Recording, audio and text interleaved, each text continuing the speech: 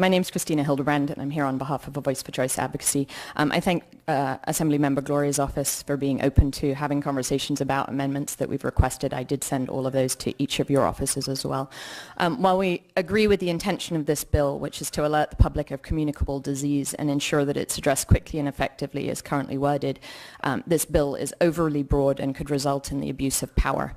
It gives unilateral blanket authority to the health officer to issue quote-unquote directives to other governmental entities within that jurisdiction to take any action the health officer deems necessary. It's that word any that we have an issue with.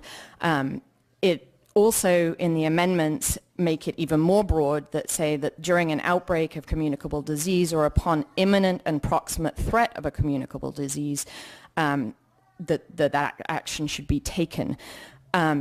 An outbreak in California, and according to the CDC, is 3 people. An epidemic is 7 people. So let's just be clear. When we say outbreak, it's not hundreds of people. We're talking about 3 people.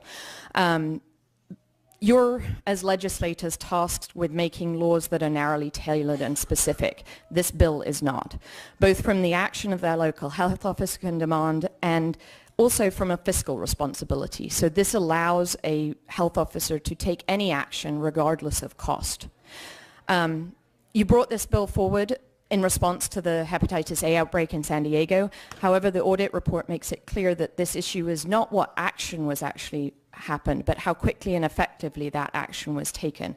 This bill doesn't fully address that and instead gives the local health officer just more police powers. While we may believe that today's health officers would do the right thing, we've all lived in a time where we don't agree with the officials in power.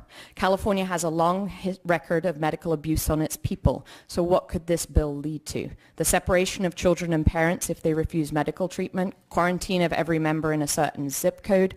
What would happen if an official who decided that the name of common good and protecting others, that they could metaphorically invade our bedrooms and mandate that everyone had protected sex so an STD epidemic doesn't spread? The legislature is tasked at drawing lines. This bill does not draw a line. To give a specific example, in the United Kingdom, where I grew up, there was a swine flu outbreak in 2009. There aren't the constitutional rights that we have, and so the solution was to simply vaccinate 6 million people in a program unprecedented for its scale and its size. It turns out that 1 in every 50,000 people who were given that vaccine, it caused an immune system to attack the whole clusters of their neurons in their brain. For people genetically predisposed, the vaccine actually triggers their own bodies to give their brains a partial lobotomy. Now, the best scientists in the UK studied this for 6 years, and in 2015, the British government again officially acknowledged publicly that it was true and that they expect to be paying hundreds of people over $1.5 million. That sum's not sufficient to compensate what happens to those people that had that effect. This bill may be more restrictive. This bill has to be more restrictive so that less intrusive but effective and quickly actionable policies are taken before the most restrictive and invasive ones are, and that it doesn't infringe on a person's fundamental constitutional rights. When dealing with something as precious as fundamental rights, it requires the legislature to be mindful of an equal ancient concept of hubris. Thank you. I have one more paragraph.